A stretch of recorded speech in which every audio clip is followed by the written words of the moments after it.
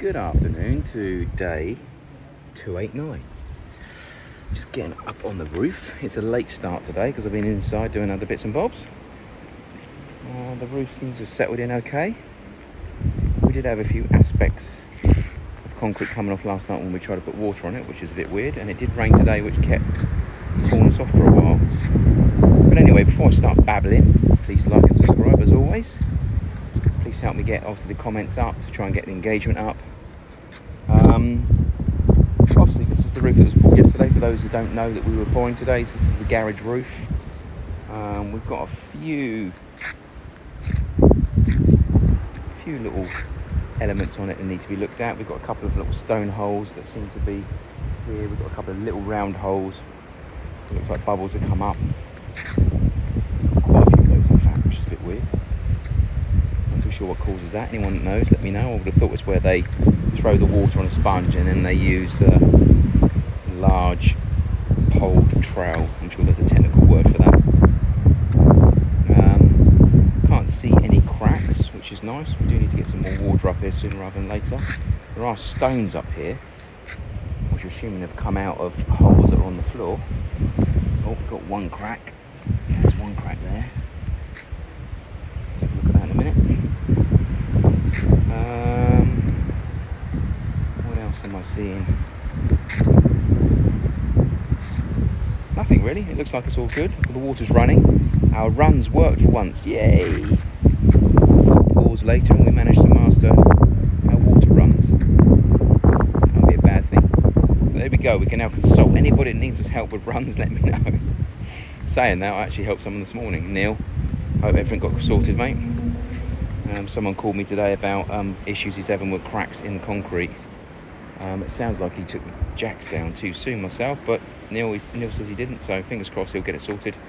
Obviously need a roofing compound to go over the top to make sure it's sealed, and then any cracks need to be dealt with in a different manner. So there seems to be more cracks above where the toilet was. So the toilet roof that we already had poured, there seems to be quite a few cracks on there.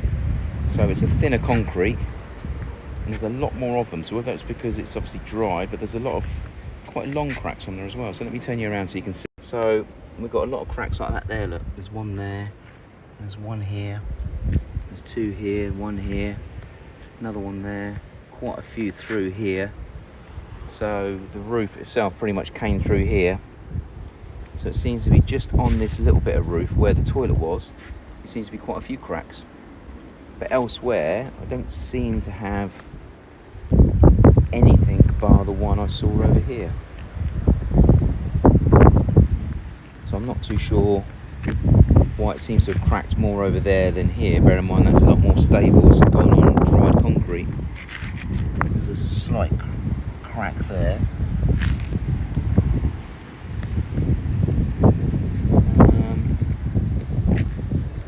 So other than that, there's a slight crack back there. And there was the other one I saw just a minute ago, wherever the hell that went. But other than that, it doesn't seem to be too bad. We do have quite a bit of this. Little holes everywhere. As you can see, loads of little holes, like little breather holes for some reason. Not too sure why they're there, but there's quite a few of those. Like this. Some quite large ones as well. All seems to be around where they've obviously used their large float stroke, whatever they call it. Big, large looking thing with a pole on the end. Anyway, this has worked quite well. I mean, today we've just literally butchered this back a bit to get the water out here because this was quite deeper water on here. 1, because of the spray, and 2, because of the rain this morning. And that flowed quite nicely. What they are doing at the moment is patching in the side of the building. And we're going to take it all the way along here as well. And then obviously put, whatever they call it, like a wipeout on there. So you've literally got a slope like this. And then I'll literally get some cloth and some rubberization. I'll put that across there as well. This is cut into the building and most of it is sealed. But in this area here, certainly from about here, we need to scrape this out before we do it, because this was literally, we could see into the hallway. So we've definitely got to make sure that no water can go through there, that's for sure. In England, we would use a lead flashing along here. We would disc grind in, we'd put the lead flashing in, and then we would mould the flashing around to ensure that all the water runs off. Here, they don't tend to do that, so I need to find out what solution they would use here, if they do a solution at all, that is. So yeah, a little bit weird why there's a lot more cracks on here. I mean, obviously it's going through to another concrete base, but we definitely need to get some form of sealant on there, that's for sure. The rest of the roof seems to be okay. So little holes everywhere. There's a movement crack there, which is not looking pretty. So we need to work out why that's like that. That's the only crack I can really see so far of anything to write home about. The rest of it seems to be okay. So we've got the wind. Now that is not looking too pretty from a vibration point of view, as is this corner here, this front beam. Now one thing I did see, which hopefully is not going to be the case, this piece here downstairs, we've taken some of the boxing off to get to here, and there's really bad honeycombing here on the inside of the beam. So hopefully it's not going to be the outside, and hopefully it's not going to be the whole length of the beam, but really bad honeycombing here, to the point where you can actually see there's holes right through and you can see the steel. So hopefully the front of the beam's okay, and the rest of the beam across here is okay as well. But I would say it's normally an indication when you start seeing that sort of speckled finish. I would say that's normally where the stones are very high up, which normally means they weren't vibrated down. And you're seeing it a little bit around here as well. So only time will tell. Obviously once the boxing comes off, that's when you see the end result, both on the outsides and the undersides. So that's a bit of a concern. That's quite a large crack. So I'm not too sure why we've got a crack that big right there. But we need to get the water up here and start getting that sprayed as soon as the guys get back from lunch. Other than that, to say, we did put water on it last night, but it kept on lifting all the actual concrete, so we stopped. Because, you know, we literally gave it a good couple of hours before we did it, but it was doing this. It was lifting off, so we gave it a rest, and then it rained this morning, which was quite nice. So, but obviously it's dried out now, so we need to get that done. Before we do that, obviously need the guys to get this bit done as well, so I need to get that scraped out, get that filled. And then I'll get up here and potentially cut that back myself as well, making that look pretty. And then the aim is, at the moment, obviously we'll give that a scrape out, obviously, make it smoother, and then put some rubberization in here, and obviously take all the rubberized cloth into the hole itself to ensure that we also waterproof all the way around both sides. So anyway, that's upstairs. But downstairs, obviously, there's not a great deal going on, just purely because everything's going to be up here today. It's going to be formwork, it's going to be taking stuff down. We can remove all these cloths now, and then we can, I don't know when we can start taking the formwork off, but that's going to be the next. So yeah, where I'm concerned, definitely the best pour so far we've had, as long as when we take the formwork down, everything underneath is looking as it should do. We seem to have the right support in here, fingers crossed, and we have the right runs. So fingers crossed we can take the formwork off and it actually looks good with no honeycombing. We can seal the side of the building, and we can put something reasonably affordable down on top of here to make sure it's sealed. Then we've had a little bit of a result for once, which is good news. Other than that, I'll check in with you in a minute, just in case there's anything else that's happening downstairs. I mean, we've got the skirting board still being painted. We've got a few things around the complex being done as well. So I'll check in a bit later on. It's only 1 o'clock as we speak. Okay, so the guys are outside doing their stuff. The roof has obviously been played around with. The formwork's being taken down on the inside. A couple of the honeycomb elements are being filled in.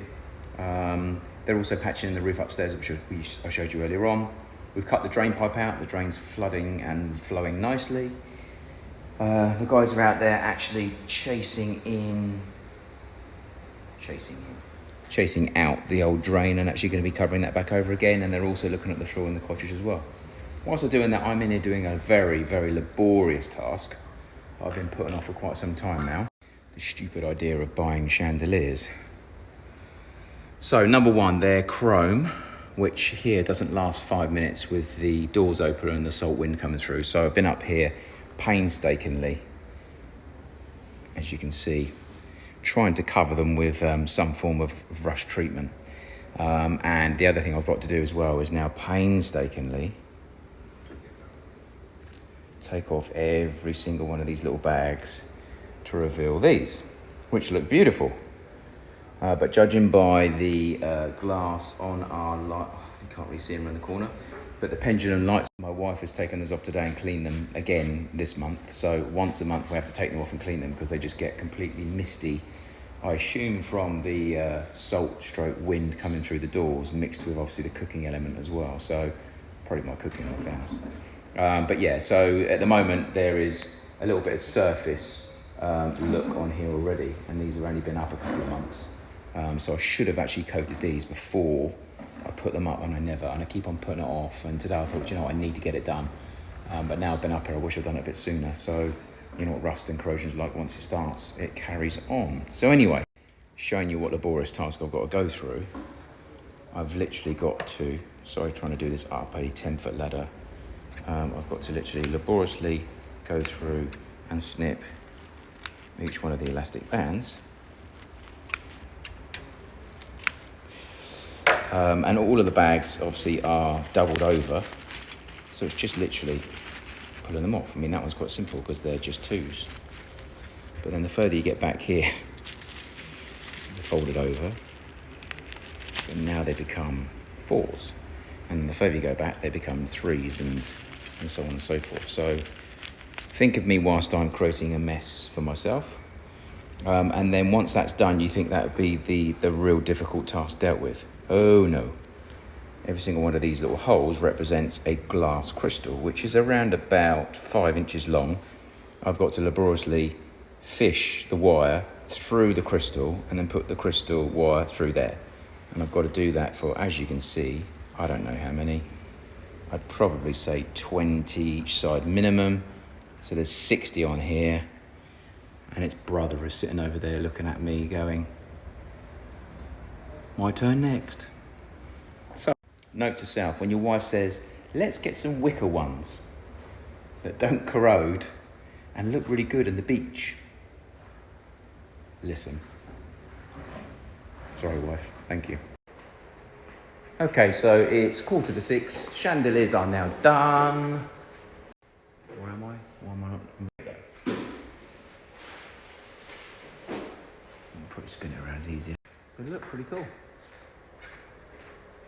So about to spray them with a couple of recommended sprays. This one here, apparently CRC Ultra Light. It's meant to be a dry film lubricant. It comes out a bit of a yellow colour, which is a bit of a weird one. And it's certainly not dry. And then there's this one here, what I've been recommended as well, Q20. So I cleaned it off with this one first, and then did that one second, and just tried to leave on the chrome as much as I physically could without making it look smeary. So again, that one's in, and unbelievable the amount of LEDs they take, these ones. Unreal. I think it's 9. 1, 2, 3, 4, 5, 6, 7, 8, 9. Yeah, 9 LEDs in each one. And being Barbados, the G9 LEDs, which this takes, are just under 30 Bayesian each. So I needed 18. So fingers crossed they'll last for a number of hours, that's for sure. They look great. The downside, obviously, is that we have these doors open quite often, and obviously we get the wind and a little bit of the salt air coming through. So number one, rust is the biggest problem. But also, two, they get covered in a, I don't know, so I know I can explain it. It's like a misty sort of film. The windows haven't been cleaned for 2 weeks. And as you can just about see, maybe not on the camera, you can see like a bit of a film on there where we've opened and shut the doors a couple of times and it's wiped along. That's what lands up being on those. So I'm hoping that they're not going to land up looking off. Anybody that's got any ideas about how to clean them, one, with the electrics being bared in mind, and two, without having to take them down, please let me know. I was thinking about some form of steamer, a steam device. Surely there's a way of actually sort of trying to blow without too hard, some form of hot steam on there, so it will literally get rid of any form of residue and whatever else. I'm not too sure, but again, with steam, I suppose you've got to bear in mind the electrics, but I'm sure you could probably get to most of it. But as you can see, there is a lot of crystal. So I know it's going to happen. It's just when and how long we're going to get out with putting them up as they are. How long is it going to take for them to start going a bit off? But anyway, day is at an end. This is the last thing I'm going to be doing today, so I'm checking out, and I'll see you bright and breezy tomorrow.